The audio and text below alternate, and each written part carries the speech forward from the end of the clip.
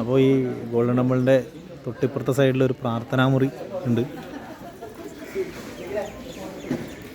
Neat and clean place.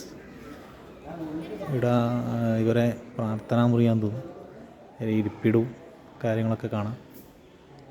പിന്നെ എന്തൊക്കെയോ രൂപങ്ങളും, ഉള്ളിലൊരു ബുദ്ധനാന്ന് തോന്നുന്നു, രൂപങ്ങളൊക്കെ കാണുന്നുണ്ട്. എല്ലാ ചുമരിലും ഇവരുടെ കൾച്ചർ വിളിച്ചോന്ന് സംഭവങ്ങളൊക്കെ വരച്ച് വെച്ചിട്ടുണ്ട്.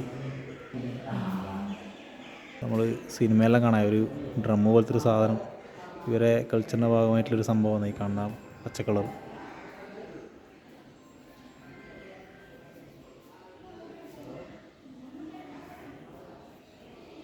അപ്പോൾ ഇതാണ് ഇവരെ പ്രാർത്ഥനാമുറി ആയിട്ട് കൺസിഡർ ചെയ്തിട്ട് ഇവർ ഉപയോഗിക്കുന്ന സ്ഥലം.